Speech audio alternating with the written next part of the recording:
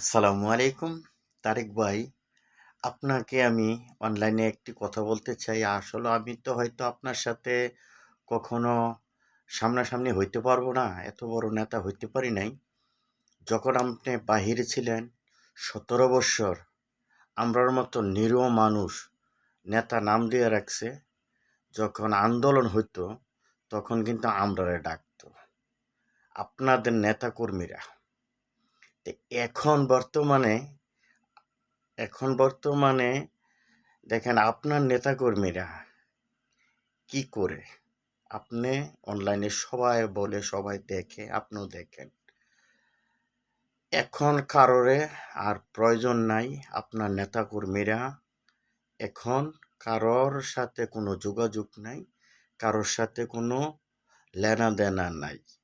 দেখেন, ভালো ভালো অনুষ্ঠানের ভিতরে খাবার খাইতেছে, কারণ যারা দুঃসময়ে আন্দোলনে ছিল আসলে তাদের কোনো খোঁজ নেয় না। তো এই কারণে আমি ওই ২টা ৩টা ভিডিও বলছিলাম, আপনি যদি গরিব মানুষকে, বাংলাদেশের ২০ কোটি মানুষকে যে কোনো ত্রাণ দেন, এবং কি ফ্যামিলি কার্ড, কৃষি কার্ড, এইগুলা নেতাকর্মীর কাছে আপনি কখনো দিবেন না। আপনি পুলিশ প্রশাসন, সেনাবাহিনী, র্যাব তাদের দিয়া যদি পারেন আপনি সাথে থাকবেন, চেষ্টা করবেন থাকার জন্য।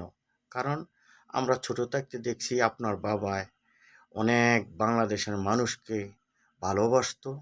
এখন আপনিও উনির সন্তান, আপনিও ভালোবাসেন, এবং কি যা যা বলছেন সবগুলা কাজ কার্যকরী করতেছেন।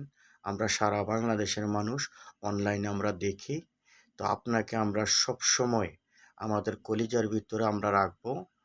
আর আপনার কাছে একটাই রিকোয়েস্ট, বাংলাদেশের ভিতরে যে কোনো জিনিস, বাংলাদেশের গণতন্ত্র দেশের ভিতরে আপনি যেই জিনিসই দিবেন, আপনি আপনার নেতা কর্মীর কাছে কখনো দিবেন না।